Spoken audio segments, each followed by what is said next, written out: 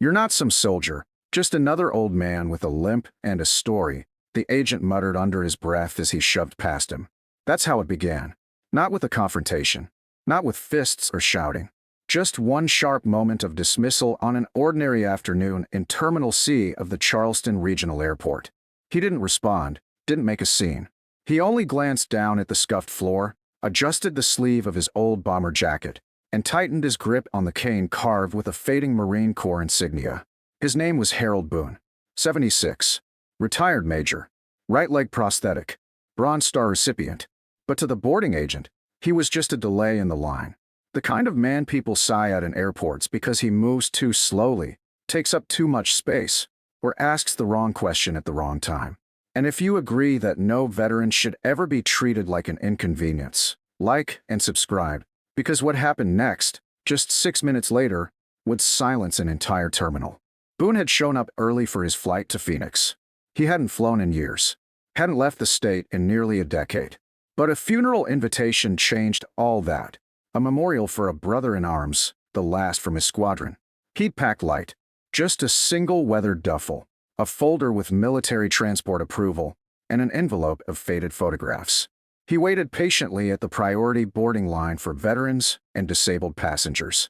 He didn't say a word when the line got backed up, when the agents started rushing.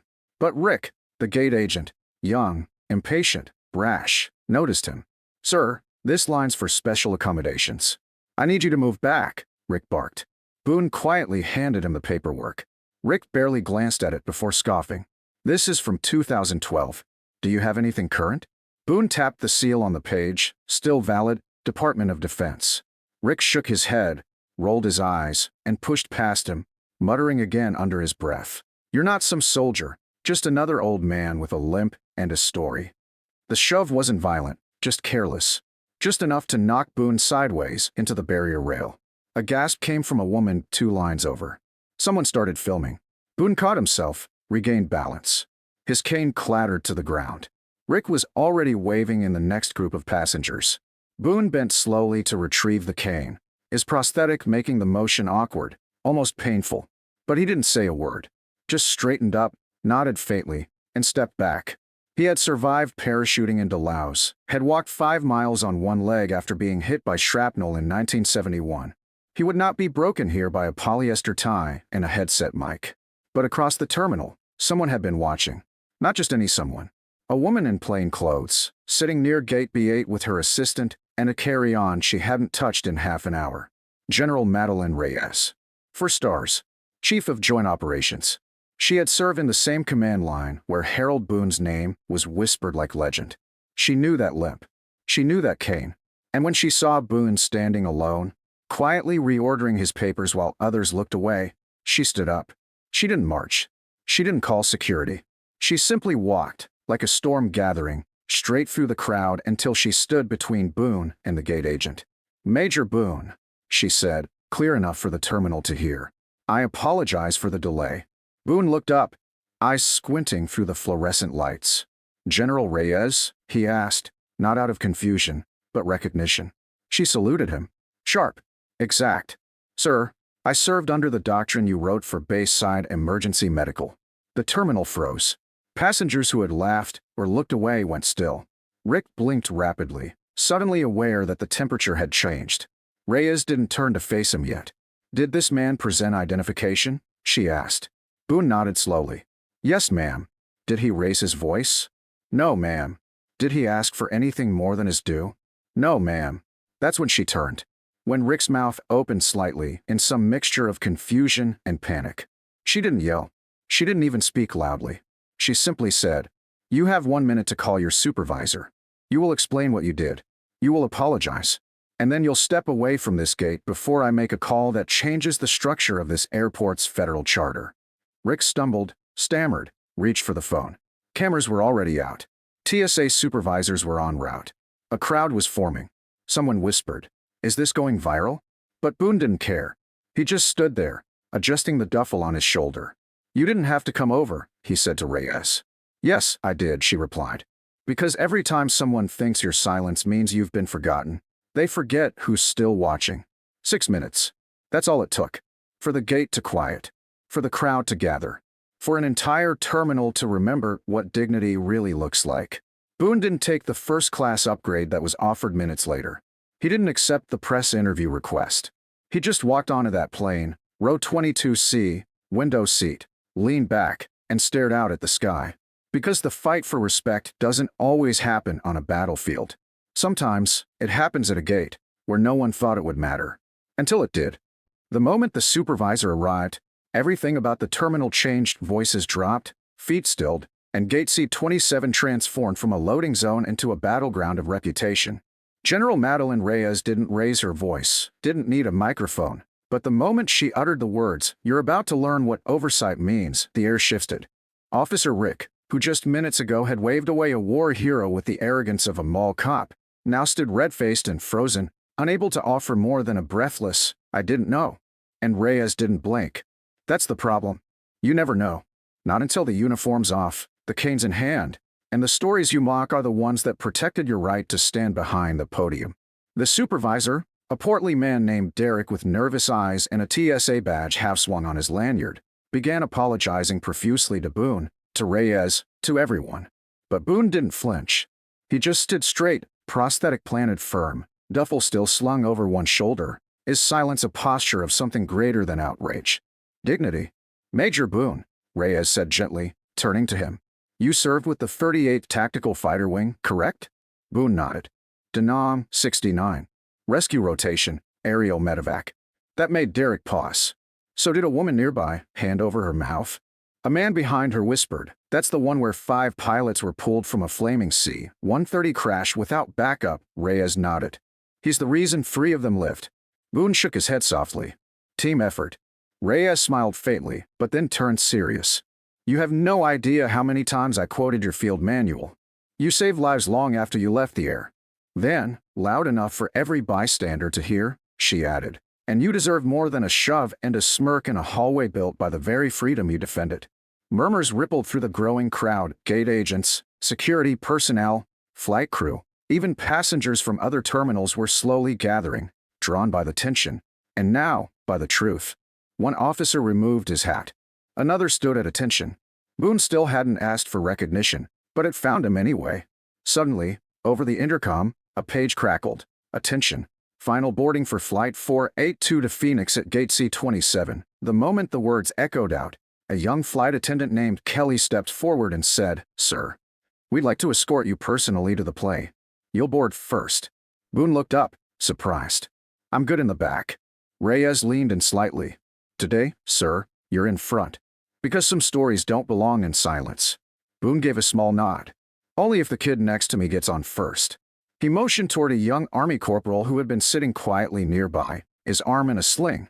The corporal snapped to attention. "Sir, I couldn't." But Reyes interrupted. "You will. That's an order." The crowd laughed softly, not mocking, but warm, like a sigh of relief in the middle of a cold morning. And that's when it happened.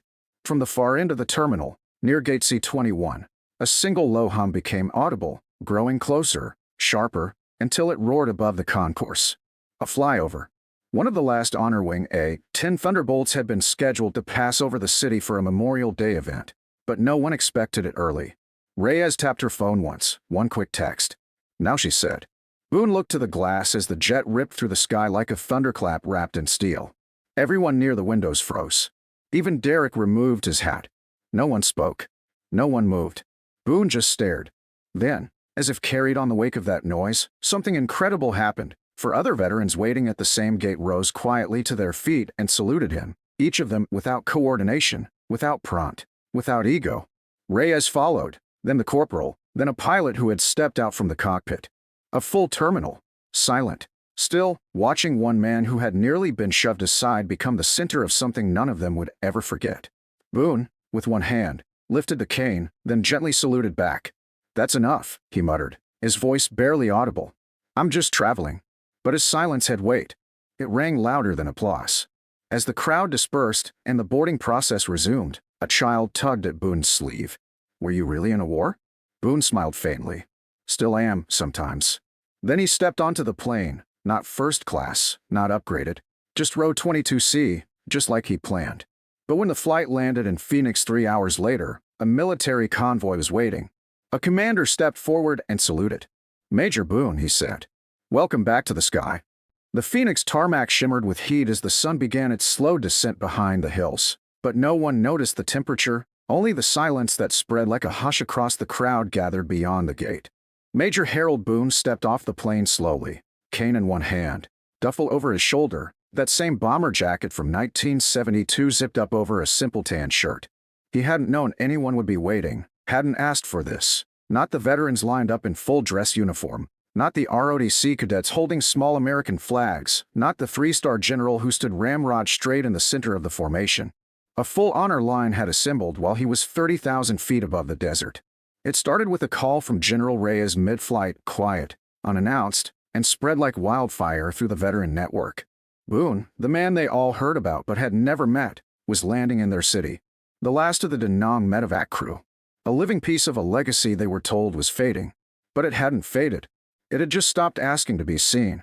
Boone squinted at the crowd, pausing at the foot of the stairs. "This for someone else?" he asked softly. A nearby army captain stepped forward. "No, sir. This is for you."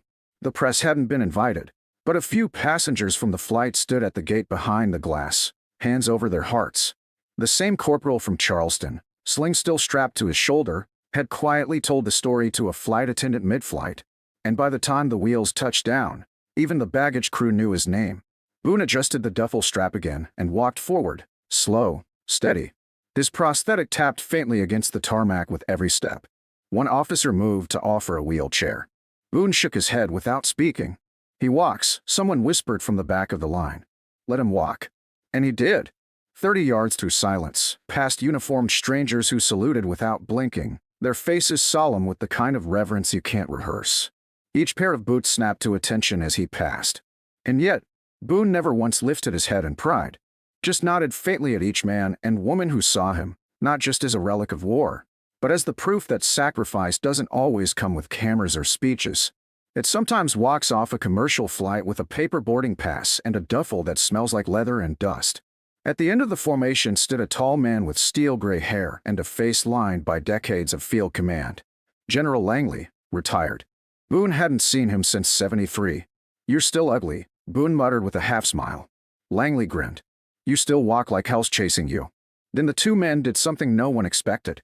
No salutes. No speeches. Just an embrace, long, firm, wordless. The kind men carry across wars and lifetimes. When they pulled apart, Langley handed Boone a small velvet box. "We lost the paperwork," he said, "but not the memory." Inside, a silver star. Boone blinked slowly. "Didn't think I had one of these left." "You didn't," Langley replied. "But we did. And it's yours now." Someone tried to clap. Langley held up a hand. "No applause," he said quietly. He didn't come for that. Boone looked out at the gathered crowd, now including maintenance staff, pilots still in uniform, flight attendants who had stepped off rotation. "I was just here for a funeral," he said softly. "Wanted to say goodbye." Langley nodded. "Then let's take you there." An unmarked Humvee waited by the edge of the runway. Boone climbed in slowly. As the vehicle rolled away, someone from the airport staff turned to a supervisor and said, "We need to do more for guys like that." And from that moment, things began to change. Within 48 hours, Terminal C at Charleston Airport was renamed Boone Concourse. A small plaque. No ceremony. Just a quiet sign facing the gate where it happened. Every staff member, new and old, was required to take a module on veteran service recognition. And Rick, the gate agent who shoved him? He didn't get fired. Boone asked that he not be. Instead, Rick was reassigned to the honor flight desk. And the first time he had to personally push a wheelchair-bound Marine to their gate, he understood. Not because he was punished, but because he was taught. Boone never returned to Charleston. He never needed to. The story had traveled further than he could. Veterans around the country shared the footage, the flyover, the walk, the silence. It wasn't viral. It was sacred. Years later, when Boone passed away in his sleep at 84, there was no funeral livestream. Just a folded flag, a bomber jacket, and a note taped to the lid of the shadow box above his bed. Silence isn't weakness. It's what you earn after you've already spoken with your life. And beneath it, tucked carefully between two faded photos, was a single letter from General Reyes, signed in her hand. "We didn't forget, Major. We just didn't see." But now the whole damn country does. At gate C-27, a frame now hangs on the wall. Inside it, a photo, Boone, walking down the Phoenix runway, saluted by an entire city. No quote, no caption, just an inscription at the bottom, carved into the metal. He walked, and they stood,